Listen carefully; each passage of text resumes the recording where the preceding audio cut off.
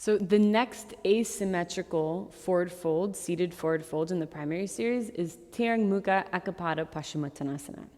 So same thing as the one before, we do both sides and we do vinyasa between each of the sides. So after downward facing dog, you jump through and first you do the right side. And so this requires an internal rotation of the hip. So you can lean over to the left side to come into the right side and start to feel the internal rotation coming from the hip joint. And then as you bend the knee, you place the hip back down and the top of the foot on the mat. And you keep this foot as close as you can towards the hip, because if it comes too out, then the knee joint starts to open and then the knee becomes vulnerable. So keep the knee joint as closed as possible by bringing the foot as close as possible to the outside of the hip. And so you're not sitting on the hip, because then that wouldn't be an internal rotation of the hip. That would just be a neutral position of the femur in the hip joint. By placing the hip on the inside of the foot, that's what brings the hip into internal rotation. And so we're just continuing that internal rotation through bending the knee and then placing the pelvis evenly on the floor. So this is what becomes challenging in this posture, is to stay balanced in the center. And so a couple things that you can do to help you stay balanced and keep both sit bones rooting down evenly through the mat is coming to the top of the foot and then thinking about straightening the leg.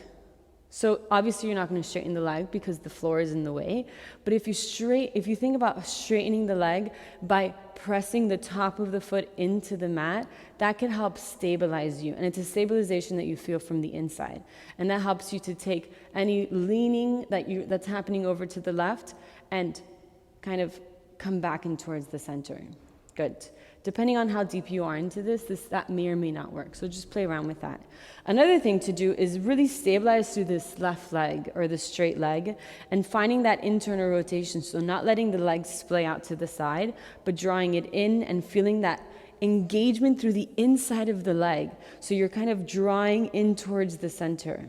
Yeah, you're like internally rotating through here, gently internally rotating through here, and that's bringing you in towards the center with that pressing of the foot into the mat. And then same as with the posture before, inhale, you catch the left foot. This time you have both hands reaching forward. So option one is to catch the foot or catch anywhere along the leg. Another option is to just have the fingertips on the floor. And I really like this version because it allows me to manipulate the torso a little bit more so I can really get the torso over the left leg. And the last option is to catch the wrist behind the foot. This is the deepest version, but it's nice if you can get here because you have something to press the base of the big toe into. So you press the base of the big toe into the legs, into the hands, and then you pull the hands against that. So it's like an action counteraction, and that helps you to reach the chest forward, keep the heart open, and reach the crown of the head forward. And then again, you can also use an action counteraction here by pressing the base of the big toe into the hands. And then by resisting that movement, you can press the right hip back into the mat. So it kind of feels like you're reaching that way to reach this way. So you feel that action counteraction, where you're reaching the heart forward and then you're drawing that right hip back down into the mat. And that helps you create like this length, but also this stability by reaching and grounding. Another thing you can do if you're really falling over to the side is you can use this left hand or the hand that's the same side as the straight leg, kind of reaching back at a diagonal. And then again, there's an action counteraction happening by pressing the hand down. You move the weight back into the right hip, and then you reach forward and you can catch the foot with just one hand. So you go from pressing the hand down, moving back into the hip, and then reaching forward with the heart.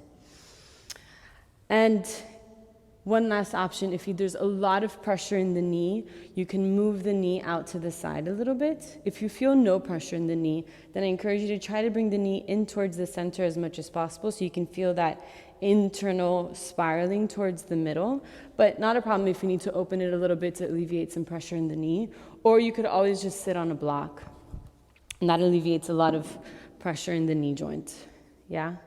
So you fold forward for 5 breaths, take a vinyasa, and you do the left side. All right.